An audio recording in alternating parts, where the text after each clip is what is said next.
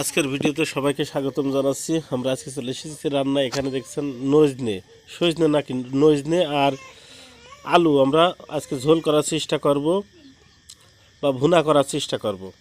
আপনারা এখানে দেখতে পাচ্ছেন যে আমাদের সকল ধরনের মশলা কিন্তু এখানে বাটা আছে। পাশে কড়াই চুলোতে উঠাই দিয়েছি। এই মশলার ভিতরে কাঁচা মরিচ, পেঁয়াজের ভিতরে লবণ, হলুদ, জিরা গুঁড়ো যা যা লাগে আর কি একবারে দিয়ে নিলাম। এবার কড়াইয়ে তেল দিয়ে গরম করে নেব। কড়াইয়ে তেল দিয়ে গরম করে নিয়েছি বেশ সময় ধরে। এখন এই মশলাগুলো এটার মধ্যে দিয়ে ভেজে নেব। মশলাগুলো সুন্দর করে নাড়াচাড়া করছি, নাড়াচাড়া করে ভেজে ভেজে নিয়ে এর মধ্যে কেটে রাখা নজনে ডাঁটা আর আলু দিয়ে দেব।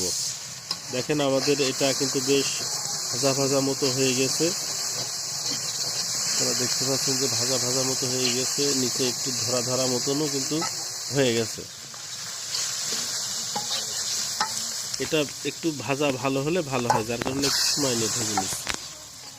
অল্প একটু পানি দিয়ে নিলাম, এগুলো যেন সিদ্ধ হতে কোনোভাবেই বাকি না থাকে।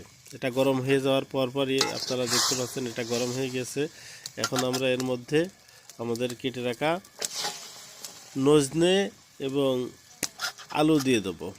সজনের সময় কিন্তু চলে গেছে, এখন যেগুলো পাওয়া যায় সেগুলো মূলত নজনে বলে। আমরা সেই নজনেটা সংগ্রহ করে নিয়েছি।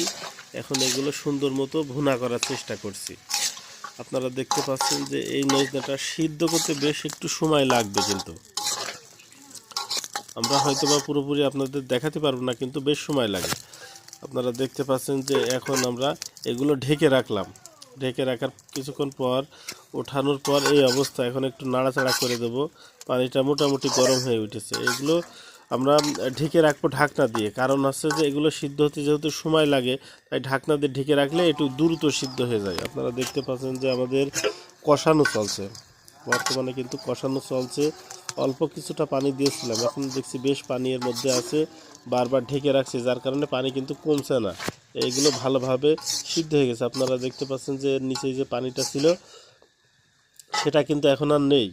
সেটা বেশ সময় ধরে আমরা শুকাই ফেলেছি। আমাদের কষানোর কাজ শেষ হয়ে গেছে। এখন আমরা ঝোলের জন্য অল্প একটু পানি দিলাম, ভুনা করব, যার কারণে অল্প কিছু পরিমাণ পানি দিয়েছি।